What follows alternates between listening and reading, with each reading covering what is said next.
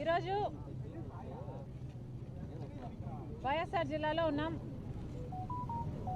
Kadapa steel factory ఏమైంది అని గుర్తు చేసే ప్రయత్నం చేస్తున్నాం.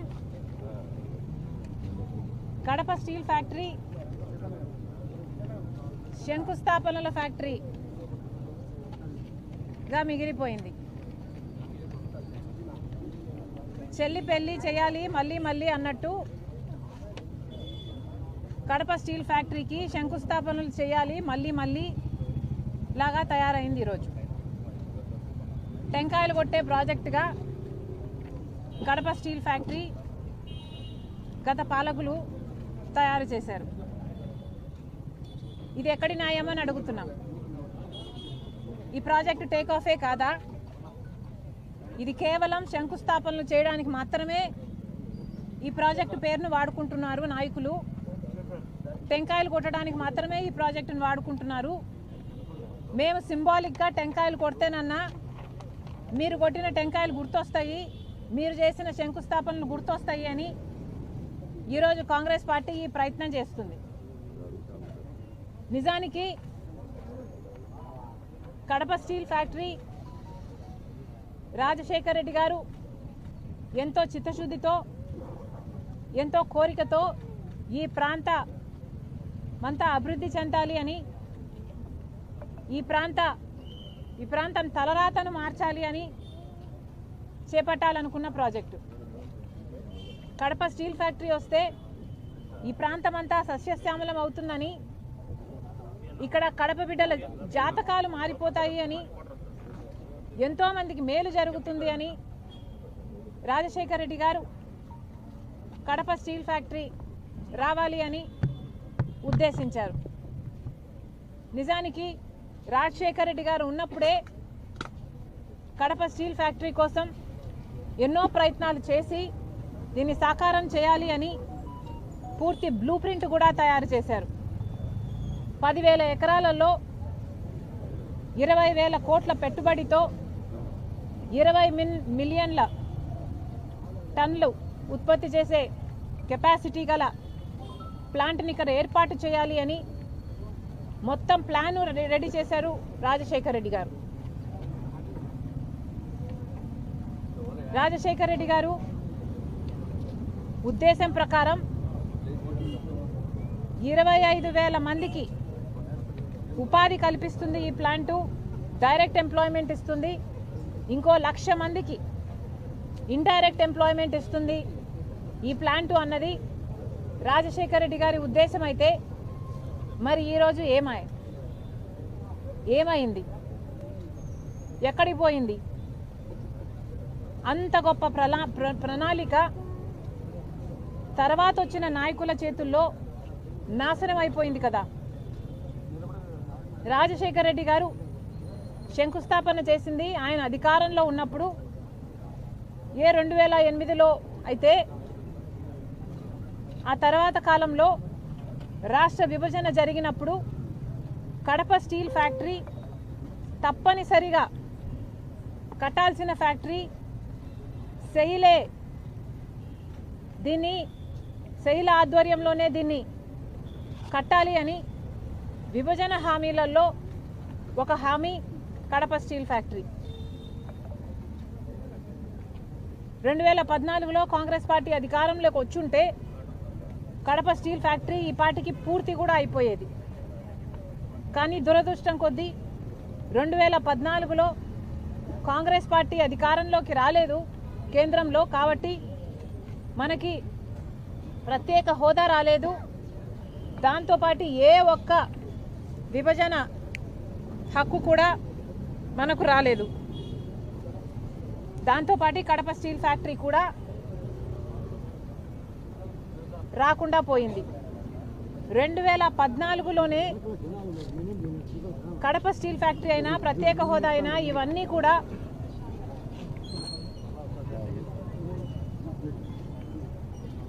కూడా సాకారం అవ్వాల్సి ఉంటే బీజేపీ పార్టీ పుణ్యమా అని 2014లో అధికారంలోకి వచ్చారు. అప్పటి నుంచి ఇప్పటి వరకు కూడా ఒక్క విభజన హామీ కూడా బీజేపీ పార్టీ ఆంధ్ర రాష్ట్రానికి నెరవేర్చలేదు. ఇది అహంకారం కాకపోతే ఏమిటి? కడప స్టీల్ ఫ్యాక్టరీ సెయిలే చేయాలి అన్నది విభజన హామీ అయితే కుదరదు అని తేల్చి చెప్పింది బీజేపీ పార్టీ. ఎంత ఆంధ్ర రాష్ట్రం అంటే ఎంత చిన్న చూపు కాకపోతే ప్రత్యేక హోదా ఇవ్వలేదు, ఒక్క విభజన హామీ నెరవేర్చలేదు, కనీసం కడప స్టీల్ ఫ్యాక్టరీ కూడా కుదరదు అని తేల్చి చెప్పింది బీజేపీ పార్టీ.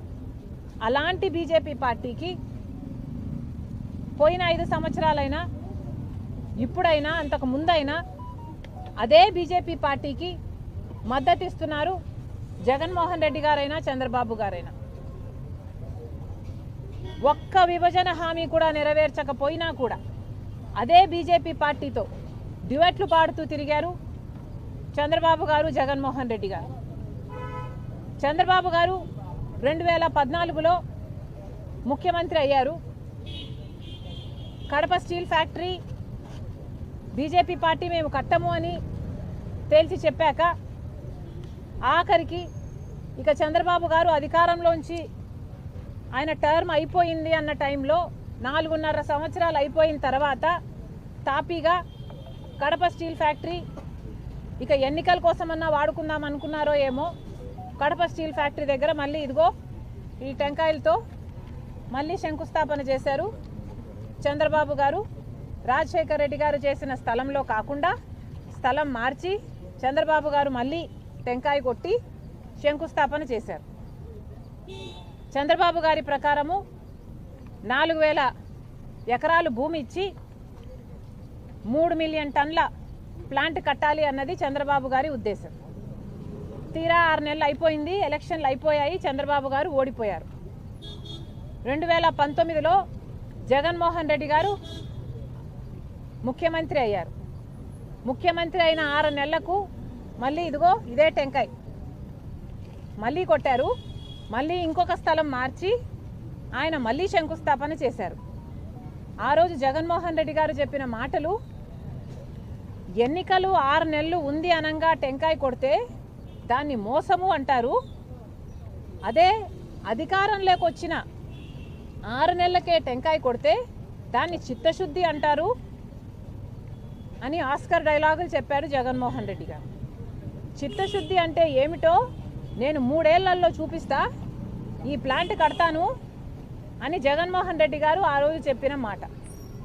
దే చెమ్మలమడుగులో నేను పుట్టాను, పుట్టిన రుణం నేను తీర్చుకుంటారు అని ఇదిగో ఇదే టెంకాయ కొట్టి జగన్మోహన్ రెడ్డి గారు శంకుస్థాపన చేసింది 2019లో.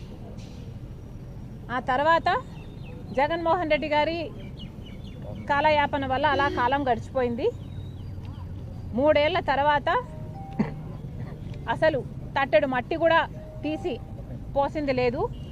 ఆ తర్వాత జగన్మోహన్ రెడ్డి గారు మళ్ళీ ఇదే టెంకాయ మళ్ళీ కొట్టాడు, మళ్ళీ శంకుస్థాపన చేశాడు, మళ్ళీ వేరే కంపెనీకి ప్రాజెక్ట్ ఇస్తున్నామని చెప్పాడు. అప్పుడు జగన్మోహన్ రెడ్డి గారు 3,500 ఎకరాలు ఇస్తున్నాము జిందాల్ స్టీల్, జేఎస్డబ్ల్యూ సజ్జన్ జిందాల్ గారికి, జిందాల్ స్టీల్ వాళ్ళకు ఈ ఫ్యాక్టరీని అప్పచెప్తున్నాము, 3 మిలియన్ టన్నుల ఫ్యాక్టరీని వాళ్ళు కడతారు అన్నారు. ఇదే సజ్జన్ జిందాల్ గారు ఆ రోజు చెప్పిన మాట 2019లో శంకుస్థాపన 2023లో జగన్మోహన్ రెడ్డి గారు 4వసారి ఇదే టెంకాయ కొట్టి శంకుస్థాపన చేసిన రోజున సజ్జన్ జిందాల్ గారు జగన్మోహన్ రెడ్డి గారి సంబంధం నాది అయింది ఎప్పటిదో, జగన్మోహన్ రెడ్డి గారు ఎప్పుడో చిన్నప్పుడే నా దగ్గరికి వచ్చి అప్రెంటిస్షిప్ చేద్దామనుకున్నారు అని, మా బంధం ఏనాటితో అని చెప్పుకుంటూ వచ్చారు. ఆ రోజు జనాలకు ఎవరికి అర్థం కాలేదు. జగన్మోహన్ రెడ్డి గారు అధికారంలోంచి దిగిపోయిన తర్వాత వాళ్ళ బంధం గురించి జనాలకు అర్థమైంది. కాదంబరి అనే ఆవిడ సజ్జన్ జిందాలు ఆమెకు అన్యాయం చేశారని, హెరాస్ చేస్తున్నారని ఆమె బాంబేలో కేసు పెడితే దాని గురించి జగన్మోహన్ రెడ్డి గారి సహాయం తీసుకొని ఆమెను బాంబే నుంచి అరెస్ట్ చేపించి 40 మంది పోలీసులను పంపించి అరెస్ట్ చేపించి ఇక్కడికి తీసుకొచ్చి 40 రోజుల పాటు జైల్లో పెట్టారు జగన్మోహన్ రెడ్డి గారు సజ్జన్ జిందాల్ కోసం. ఇంత జరిగింది, ఇంత హిస్టరీ, ఇంత బ్యాక్గ్రౌండ్ ఉంది, ఇన్నిసార్లు టెంకాయలు కొట్టారు, సార్లు శంకుస్థాపనలు చేశారు, కానీ ఎక్కడ వేసిన గొంగలి అక్కడే ఉంది. ఇప్పటి వరకు కూడా కడప స్టీల్ ఫ్యాక్టరీ ముందడుగు వేయనే లేదు. ఎందుకు అని అడుగుతున్నాం. పాలకులకు ఎందుకు ఇంత చిన్న చూపు అని అడుగుతున్నాం. ఇక్కడ ఎంపీ అవినాష్ రెడ్డి గారు, ఎంపీగా ఉండి అవినాష్ రెడ్డి గారు 10 సంవత్సరాలు ఇప్పటికే ఎంపీగా ఉన్నారు అవినాష్ రెడ్డి గారు. మరి అవినాష్ రెడ్డి గారు సమాధానం చెప్పాలి. ఎంపీగా అవినాష్ రెడ్డి గారు Jindal steel Kadapa steel factory కోసం ఏం చేశారు? 10 సంవత్సరాలుగా ఎన్ని పోరాటాలు చేశారు, ఎన్ని ధర్నాలు చేశారు, ఎన్ని దీక్షలు చేశారు? పార్లమెంటులో 10 సంవత్సరాలుగా మీరు ఎంపీగా ఉన్నారు. పార్లమెంటులో మరి ఎన్నిసార్లు కడప స్టీల్ ఫ్యాక్టరీ కావాలి అని ఎన్నిసార్లు కొట్లాడారు, ఎన్నిసార్లు మాట్లాడారు? అవినాష్ రెడ్డి గారు సమాధానం చెప్పాలి. ప్రజలు కూడా ఆలోచన చేయాలి. ఇలాంటి వాళ్ళను మళ్ళీ మళ్ళీ ఎన్నుకోవాలా లేదో ప్రజలు ఆలోచన చేయాలి. ఇప్పుడు జగన్మోహన్ రెడ్డి గారు కూడా ఇక్కడ ఎమ్మెల్యే, సరే ముఖ్యమంత్రి కాలేదు, కనీసం ఎమ్మెల్యేగా అయితే ఉన్నాడు. ఇక్కడ ఇదే కడప జిల్లాకు సంబంధించిన ఎమ్మెల్యే మాజీ ముఖ్యమంత్రి జగన్మోహన్ రెడ్డి గారు. మరి ఇప్పుడు ఆయన అయినా కూడా ఏం చేస్తున్నారో ప్రజలకు సమాధానం చెప్పాలి. ఇదే కడప జిల్లా ప్రజలు మీకు ఓట్లేసి గెలిపిస్తే 5 సంవత్సరాలు మీకు అవకాశం ఇస్తే తట్టెడు మట్టి తీసి అవతల పోసింది లేదు, ఫ్యాక్టరీ వచ్చింది లేదు. ఏది రాజశేఖర్ రెడ్డి గారి కళ అయిన కడప స్టీల్ ఫ్యాక్టరీ రత్నాల సీమను చేస్తుంది అని అనేవాడు రాజశేఖర్ రెడ్డి గారు. కడప స్టీల్ ఫ్యాక్టరీ 2 సార్లు టెంకాయలు కొట్టడం తప్పితే జగన్మోహన్ రెడ్డి గారు చేసింది ఏమీ లేదు. తీరా ఓడిపోయాడు. ఓడిపోయినా ఇప్పటికీ కూడా ఎమ్మెల్యేగా ఉన్నాడు జగన్మోహన్ రెడ్డి గారు. పోనీ ఇప్పుడైనా ఏదైనా చేస్తున్నాడా అంటే ఇప్పుడు కూడా అసెంబ్లీకి వెళ్ళడట, మాట్లాడట, ప్రజలకు జరుగుతున్న అన్యాయాల గురించి నిలదీయడట. ఎందుకని అడుగుతున్నాం. జగన్మోహన్ రెడ్డి గారు ఇక్కడ ఎమ్మెల్యే అయినప్పుడు, ఈ జిల్లాకు సంబంధించిన ఎమ్మెల్యే అయినప్పుడు మీకు అసెంబ్లీకి పోవాల్సిన బాధ్యత లేదా? అసెంబ్లీకి వెళ్ళి ఎందుకు జరగటం లేదు, కడప స్టీల్ ఫ్యాక్టరీ ఎందుకు ముందుకు వెళ్ళటం లేదు అని మీరు నిలదీయాల్సిన అవసరం లేదా?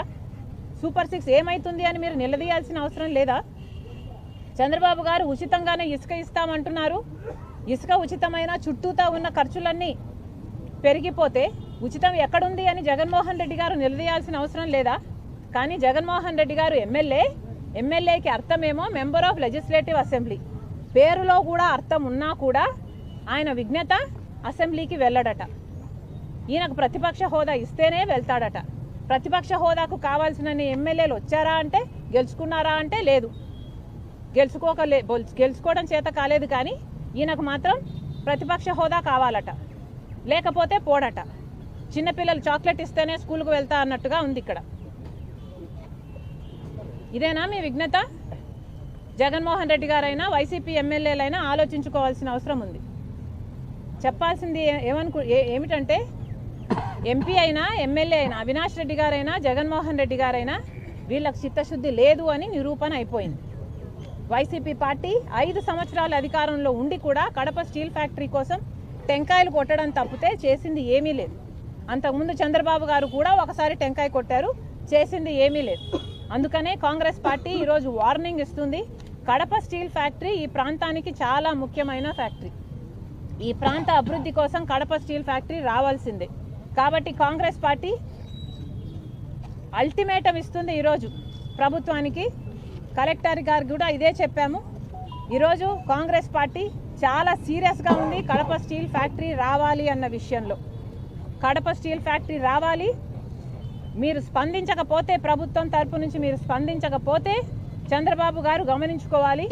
కాంగ్రెస్ పార్టీ కడప జిల్లాలో ధర్నాలకు దిగుతాం, దీక్షలకు దిగుతాం, రాస్తా రోకోలు చేస్తాం, ఊరూరికి వెళ్తాం, ప్రతి ఊర్లోనూ చెప్తాం.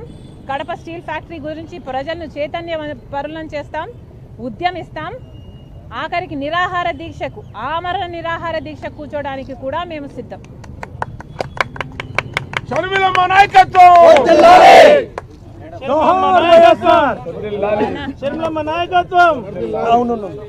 సోషల్ మీడియాలో మీ పైన విజయమ్మ గారి పైన పోస్టులు పెట్టిన వర్రా రవీందర్ రెడ్డిని అరెస్ట్ చేశారు. ఆ వర్రా రవీందర్ రెడ్డి కంటెంట్ ఇచ్చింది అవినాష్ రెడ్డి అని కూడా పోలీసులు ప్రాథమికంగా గుర్తించారు. పరిణామాలు ఎట్లా చూస్తారు? ఇప్పుడు ఎవడైతే సోషల్ మీడియాలో పోస్టులు పెట్టారో వాళ్ళే డైరెక్ట్గా అవినాష్ రెడ్డి గారు ఆదేశాల మేరకే ఇదంతా జరిగింది అని అంత స్పష్టంగా చెప్పినప్పుడు పోలీసులకి అవినాష్ రెడ్డిని విచారించాల్సిన బాధ్యత లేదా? అవినాష్ రెడ్డిని ఎందుకు అదుపులోకి తీసుకోలేదు, ఎందుకు విచారణ చేయడం లేదో పోలీసులు సమాధానం చెప్పాలి. సోషల్ మీడియాలో అసభ్యకరంగా, అవమానకరంగా, చాలా నీచంగా, చాలా ఘోరంగా, ఇంత దిగజారుడు రాజకీయాలు ఎక్కడా లేని విధంగా అంతగా సోషల్ మీడియాలో ఒక నన్ను, అమ్మను, సునీతనే కాదు ఎంతోమంది ఇతర రాజకీయ నాయకుల వాళ్ళ ఇళ్లలో ఉన్న ఆడవాళ్ళను కూడా అంత నీచంగా మాట్లాడితే మరి పోలీసులు ఈ చిన్న చిన్న వాళ్ళని మాత్రమే బాధ్యులను చేస్తారా? నిజానికి చేస్తుంది వీళ్ళైనా, ఈ చిన్న వాళ్ళైనా, చేయిస్తున్నది ఎవరు అన్నది తెలుసుకోవాల్సిన అవసరం లేదా? సజ్జల భార్గవ్ అనేవాడు ఈ మొత్తం సోషల్ మీడియా అంతటికీ కూడా ఈ టీమ్ హెడ్ అన్నది అందరికీ తెలిసిన వాస్తవం. మరి సజ్జల భార్గవ్ని ఎందుకు అరెస్ట్ చేయడం లేదు, ఎందుకు ఎంక్వైరీలు చేయటం లేదు? అవినాష్ రెడ్డి గారి పేరు ఒకరు తీస్తే కూడా ఎందుకు అరెస్ట్ లేవు, ఎందుకు వారిని ఎంక్వైరీలు చేయడం లేదో పోలీసులు సమాధానం చెప్పాలి. ఎందుకంటే చేస్తున్న వారిని అరెస్ట్ చేస్తే సరిపోదు, చేయిస్తున్న వాళ్ళు ఎవరో కనుక్కొని అరెస్టు చేస్తేనే మళ్ళీ ఇవి జరగకుండా ఉంటాయి. మీరు చేస్తున్న వాళ్ళతో మాత్రమే ఆపేస్తే, చేయించిన వాళ్ళకి ఎటువంటి శిక్ష పడకపోతే చేయించే వాళ్ళు ఇంకొకరితో మళ్ళీ ఇదే పని చేయించగలరు. కాబట్టి దీని మూలం ఎక్కడుందో కనుక్కోండి. ఎంక్వైరీలు ఎవరిని చేయాలో, ఏ పెద్ద తలకాయలు అందరినీ ఎవరెవరిని చేయాలో, ఎంత పెద్ద తలకాయలైనా పర్వాలేదు, ఏ ప్యాలెస్లలో బ్రతుకుతున్నా పర్వాలేదు, కానీ పోలీసుల బాధ్యత దీని మూలాలు వెతకాలి, వాళ్ళను అదుపులోకి తీసుకోవాలి, ఎంక్వైరీలు చేయాలి, శిక్ష పడాలి. అప్పుడే ఆడవాళ్లకు కొంచెమైనా భద్రత కలుగుతుంది. ఎంత గొప్పగా చెప్తున్నారండి, సగం పార్లమెంట్లో ఆడోళ్ళు ఉండాలి, అసెంబ్లీలలో ఆడోళ్ళు ఉండాలి అని, 33% రిజర్వేషన్ కావాలని అంటున్నారు. ఇలాంటివి చేస్తే భయపడరా? ఎవరైనా ఆడోళ్ళని ఇలా కృంగతీసేటట్టు ఇలాంటి పోస్టులు పెడితే ఎలా పైకొస్తారండి? మీరు అంటున్నారు కదా ఇది సమాజానికి ఇది మంచిది కాదు, ప్రజాస్వామ్యం మీద దాడి అంటున్నారు కదా. మేమంటున్నాం ఈరోజు ఇది మహిళల మీద దాడి. ఇది సంఘంలో మహిళలు బతకకూడదు, పైకి రాకూడదు అని మహిళల మీద జరుగుతున్న దాడి ఇది. దీనికి వెంటనే బాధ్యులు ఎవరో కనుక్కోవాలి, మూలాలు కనుక్కోవాలి, పెద్ద తలకాయల్ని పట్టుకోవాలి, శిక్షించాలి. మీరు హైదరాబాద్లో సునీత ఇద్దరు అక్కడ కేసు పెట్టారు. ఆ కేసు పిల్లలు బదిలీ చేస్తే స్ట్రాంగ్ అవుతుందని కూడా డిఐజీ చెప్పారు. ఇక్కడ ఏమైనా మీరు కేసు పెట్టేటువంటి అవసరం, ఫిర్యాదు ఇచ్చేటువంటి అవసరం? నేను కేసు పెట్టాలి అంటే దానికి కొన్ని పొలిటికల్ ఇంప్లికేషన్స్ ఉండొచ్చు. బికాస్ నేను కాంగ్రెస్ పార్టీ అధ్యక్షురాలుగా నాకు అంత లిబర్టీ ఉండకపోవచ్చు. కానీ ఇది ఒక సోషల్ కాజ్. నేను కేసు పెడితే దీనికి ఒక పొలిటికల్ రంగు పూసినట్టు అవుతుంది. That's not what we want hear. I want the police to take this up as a social cause. నేను కేసు పెట్టినా పెట్టకపోయినా బాధితులు వీళ్ళు, చేయించిన వాళ్ళు వీళ్ళు అని తెలిసినప్పుడు దయచేసి యాక్షన్ తీసుకోండి. మాలాంటి వాళ్ళకు మళ్ళీ కాన్ఫిడెన్స్ దయచేయండి. రాజకీయాలు చేయడము is not an easy thing for women. మీరు ఇలాంటివి చేస్తే అసలు రాజకీయాల్లోకి రావడానికే భయపడతారు కదా. మేడం వివేక హత్య కేసు మీరు వైఎస్ సునీత వెంట ఉంటామని చెప్పారు. నిన్న రీసెంట్గా అవినాష్ రెడ్డికి అలాగే దేవిరెడ్డి చైతన్యరెడ్డికి సుప్రీంకోర్టు నోటీస్ ఇచ్చారు. మంచిది, ఇప్పటికైనా వివేకానంద రెడ్డి గారి హత్య కేసులో ప్రోగ్రెస్ ఉందని భావిస్తున్నాం. చాలా మంచిది. నేను ఇప్పుడు కాదు, ముందు కాదు, ఎప్పుడు కూడా సునీతతో ఉన్నాను. వాళ్ళు బాధితులు, న్యాయం జరగాలి. వివేకానంద రెడ్డి గారి హత్య కేసులో అసలు చేయించింది ఎవరో కనిపెట్టాలి, శిక్షించాలి. Thank you guys. Thank you.